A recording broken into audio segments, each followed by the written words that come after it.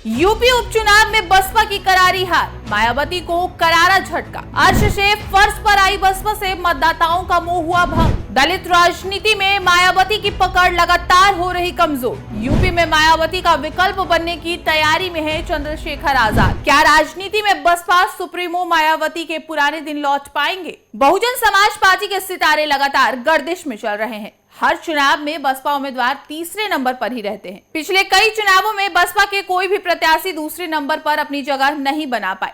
UP उपचुनाव में बसपा का प्रदर्शन अत्यंत निराशाजनक रहा। इसके बाद बसपा के राजनीतिक भविष्य पर सवाल खड़े हो रहे हैं। उपचुनावों में पार्टी अपना खाता खोलने में विफल रही। प्रदेश में 9 सीट पर हुए उपचुनाव में बसपा के उम्मीदवार 7 क्षेत्रों में तीसरे स्थान पर रहे, जबकि 2 सीट पर वे चंद्रशेखर आजाद की पार्टी आजाद समाज पार्टी और एआईएमआईएम के उम्मीदवारों से भी नीचे 5वें स्थान पर रहे। बसपा पर खराब प्रदर्शन की वजह से वोट कचवा होने का आरोप लगाया जा रहा है। सपा नेता बीएसपी को बीजेपी की बी टीम बता रहे हैं। उस पर खासकर कचहरी और फूलपुर में भाजपा के पक्ष में समाजवादी पार्टी के वोट को काटने का आरोप लगाया जा रहा है।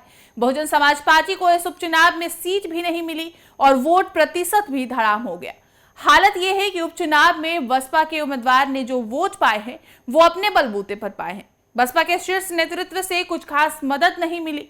पार्टी की ओर से टिकट देकर अकेला मैदान में छोड़ दिया गया था। दूसरी ओर बसपा सुप्रीमो मायावती ने इस हार के लिए सीधे सीधे ईवीएम को दोषी ठहराया और ये ऐलान किया कि जब तक चुनाव व्यवस्था में सुधार नहीं हो जाता तब तक उनकी पार्टी कोई चुनाव नहीं लड़ेगी। चर्चा है, मैं खुद नहीं कह रही हूँ, ये लोगों में आम चर्चा है कि पहले देश में बैलेट पेपर के जरिए चुनाव जीतने के लिए सत्ता का दुरुपयोग करके कि जब तक देश में फर्जी वोटों को डालने से रोकने के लिए देश के चुनाव आयोग द्वारा कोई सख्त कदम नहीं उठाए जाते हैं तो तब तक हमारी पार्टी देश में खासकर अब कोई भी उपचुनाव नहीं लड़ेगी। मैं उपचुनाव की बात कर रही हूँ, बाई इलेक्शन की। तो तब तक हमारी पार्टी देश में खासकर अब कोई भी उपचुनाव नहीं लड़ेगी। जबकि आम चुनाव में जब जनरल इलेक्शन होते हैं, जबकि आम चुनाव में इस मामले में थोड़ा बचाव जरूर हो जाता है, क्योंकि इनका अर्थात सरकारी मशीनरी का सत्ता परिवर्तन के डर की वजह से जब जनरल इलेक्शन होता है, जो पार्टी पावर। लोकसभा चुनावों के बाद एक बार फिर बसपा का प्रदर्शन प्रदेश में दयनीय रहा। 9 सीटों में से 5 सीटें ऐसी रही जिनमें बसपा के प्रत्याशी को 10,000 से कम वोट मिले।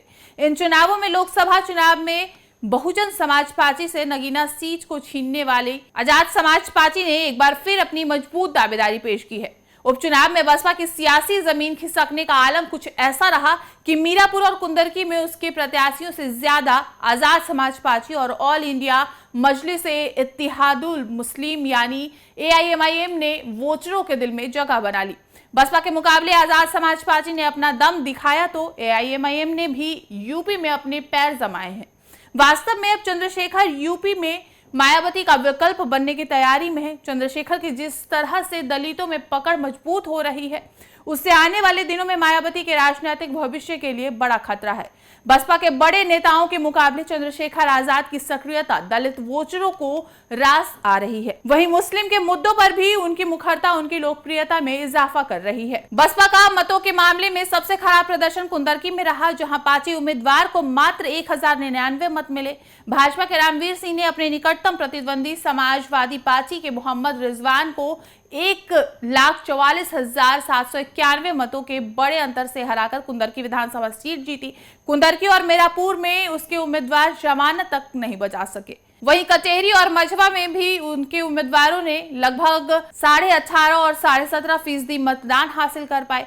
साल 2022 के विधानसभा चुनाव में जिन प्रत्याशियों ने कुछ अच्छा प्रदर्शन किसी सीट पर किया भी था, वहां भी उपचुनाव में पार्टी की हालत खस्ता हो गई है।